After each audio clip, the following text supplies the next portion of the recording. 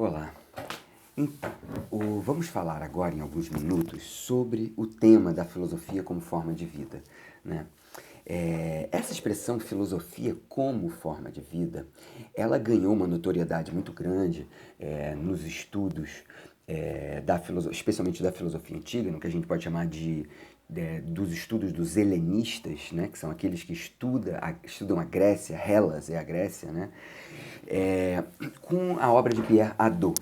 Né? Pierre Hadot apresenta uma não exatamente nova, mas uma forma muito rica de se contemplar, de se abordar a filosofia da antiguidade. Né? E pela antiguidade eu estou pensando aí desde os pré-socráticos, passando pela Grécia clássica, né? Com Sócrates, Platão e Aristóteles, e depois a Grécia helenística, né? Com os chamados filósofos helenistas, né?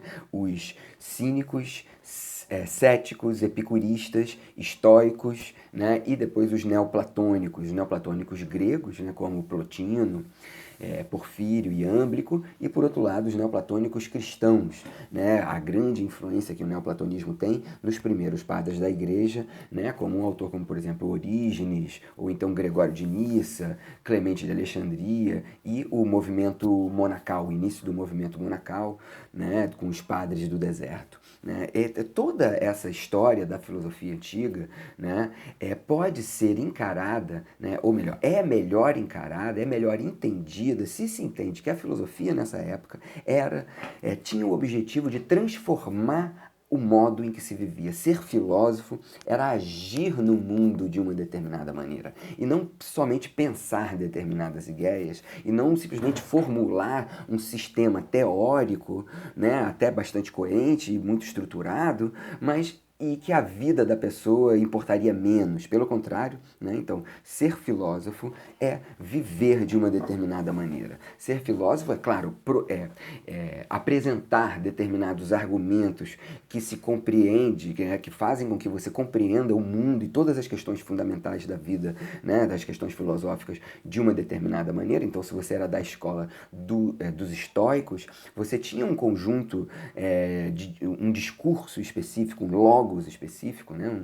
Um sistema filosófico que dava conta, que de alguma maneira respondia às grandes questões filosóficas. Mas se você era um estoico, mais do que simplesmente conhecer teoricamente esse sistema, era esperado de você que você vivesse de determinada maneira. E praticar a filosofia é exercitar determinados exercícios que fazem, né, com que a sua resposta na vida, o modo de você ser no mundo, se transforme.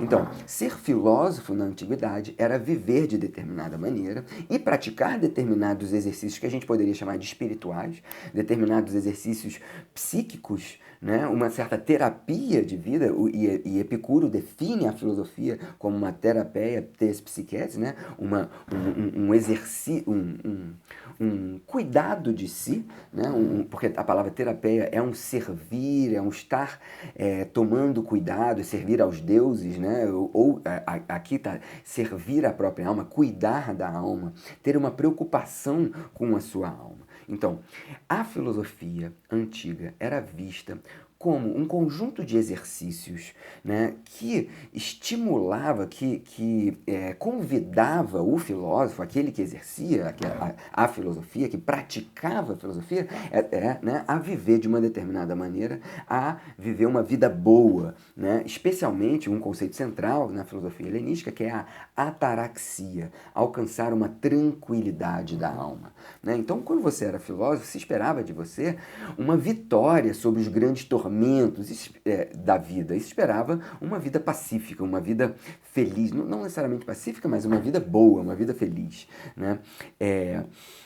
Então, claro que o filósofo busca a verdade, né? Digamos, a definição clássica, a filosofia é a busca da sabedoria, é a busca de conhecer a verdade. Só que se pressupõe, e todas as escolas da antiguidade pressupunham isso, que esse conhecimento da verdade tinha uma reflexão direta na vida daquele que filosofava. Então, conhecer a verdade não tinha um interesse em si puro, como se poderia supor que uma ciência quisesse só conhecer a verdade pela própria verdade. A verdade era sempre buscada, era sempre pensada como em vistas de uma transformação daquele que conhecia essa verdade, né? Então, a vida da pessoa que conhecia a verdade era uma vida boa, porque a verdade trazia uma melhor adequação da sua vida ao mundo que se vivia, né? Então, nós vivemos num mundo, quando a gente conhece esse mundo, a gente pode viver melhor nesse mundo. Essa é a ideia básica. E o conhecimento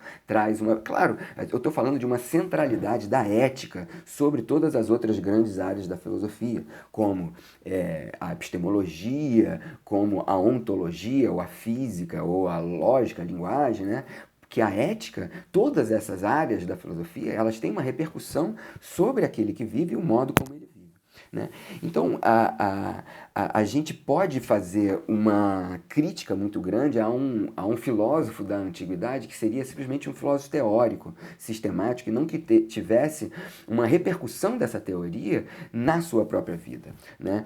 Mas, então, como que a gente faz essa repercussão? A partir do momento que você entende determinada coisa, não necessariamente você vive, né, daquela maneira. Há uma separação muito clara, pelo menos todas as pessoas percebem, entre o que você pensa e o modo como você vive, né? Então, as filosofias, da antiguidade, elas têm várias propostas de tentar fazer com que você viva a partir das compreensões que você descobre na filosofia. Então são chamados, o Pierre Hadot dá o nome de exercícios espirituais. A filosofia, então, é um conjunto de exercícios espirituais que visam adequar uma determinada teoria, ou melhor, adequar a sua vida a uma adequar um termo fraco ainda, porque quando você faz filosofia, quando você exerce a filosofia, então nesse sentido não há uma separação entre teoria e prática.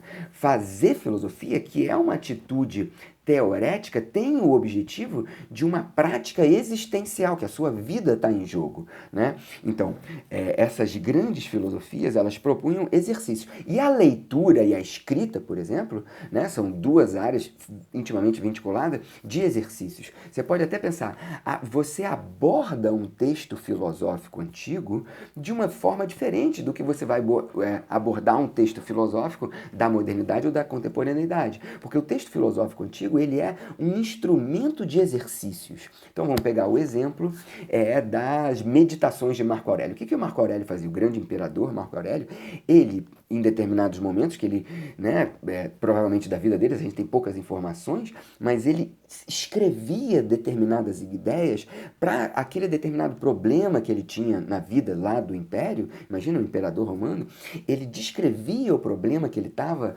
enfrentando e tentava aplicar os preceitos da filosofia estoica e trabalhava sobre si mesmo as emoções que ele tinha sobre aquele problema. Então, a escrita como uma forma de terapia espiritual.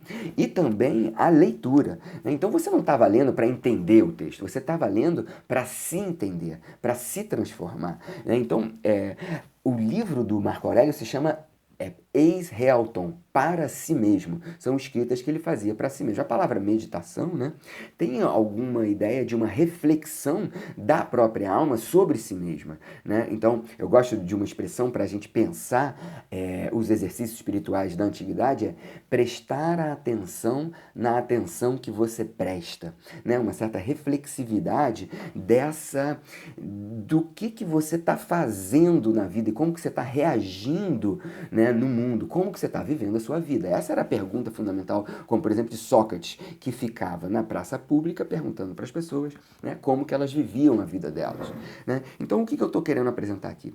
Como que Pierre Hadot, né, apresenta uma revolução na interpretação dos textos antigos, da antiguidade, falando, o objetivo principal dessa literatura e dessa filosofia é transformar a vida daqueles que filosofam. E nesse sentido, então, a gente tem que procurar os exercícios espirituais que estão por detrás daquele texto. Então, como que a gente vai entender um diálogo de Platão, né, as meditações de Marco Aurélio ou um manual de Epiteto? Você tem que pensar que tipos de exercícios eles estão construindo ali para moldar a alma daquele que lê aquele texto ou que pratica a escrita daquele texto. Pierre Hadot vai influenciar muito Michel Foucault, um filósofo muito importante da contemporaneidade, e nessa influência, o Foucault, no final da vida, os 3, 4 últimos anos da vida, que são as aulas que ele dá, especialmente as aulas que ele dá, são baseadas nessa ideia. E ele vai buscando, então, técnicas de si. O Foucault traz um linguajar um pouco diferente do Pierre Hadot, são técnicas de si. Ele também usa a expressão cuidado de si, a partir de uma expressão que está no Alcebíades de Platão, né, o epimeleia heltu, e também o termo estética de si. Estética de si é uma ideia que Foucault retira de alguns filósofos da antiguidade, de você pensar sua própria existência como uma estátua a esculpir, né? Você está esculpindo estátuas ao fazer filosofia, ao fazer estátuas psíquicas, você deve esculpir a sua própria estátua, né? Então você deve fazer da sua própria vida, da sua existência, uma obra de arte através de exercícios espirituais que façam com que você reaja perante o mundo de modo mais saudável, né? Então, nesses 10 minutos, eu tentei apresentar quais são os elementos principais do que a gente pode chamar de filosofia de forma de vida na antiguidade e como que Hadot e depois Foucault, né, olharam para essa filosofia e pensaram aí, nessas filosofias, um conjunto de exercícios espirituais que visam a uma modelagem de si, a um cuidado de si, a uma transformação de si. Tá bom? Obrigado.